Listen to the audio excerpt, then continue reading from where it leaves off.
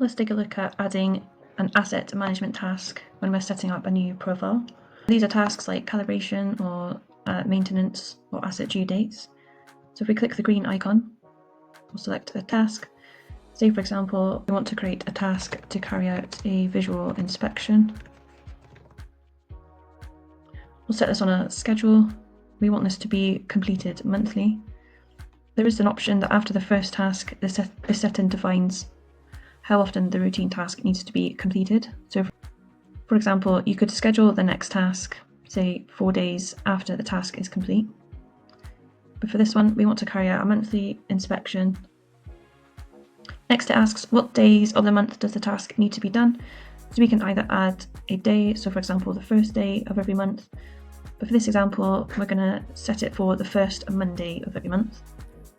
Then it asks when should the next task be visible in the assignee's workflow.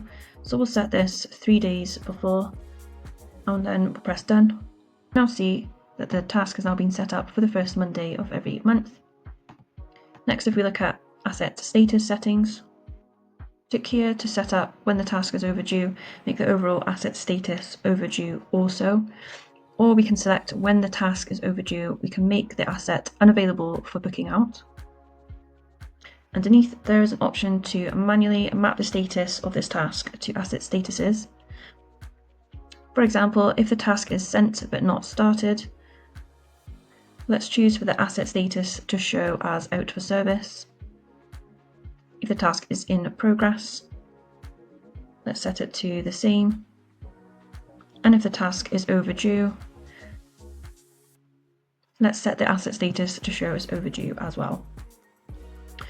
Tick this box to send the task to the asset owner as well.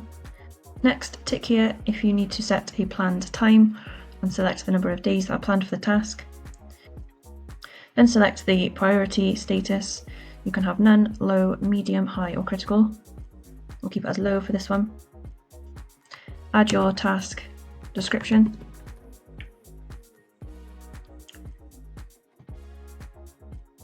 Next, add any attachments that are required. Then we can add our fields to detail specific information that's required. We'll just add a few as an example. There is an option to add a subtask if you need to.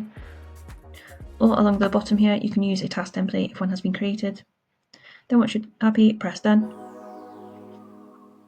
And as you can see, it has now added our visual inspection management task to the profile.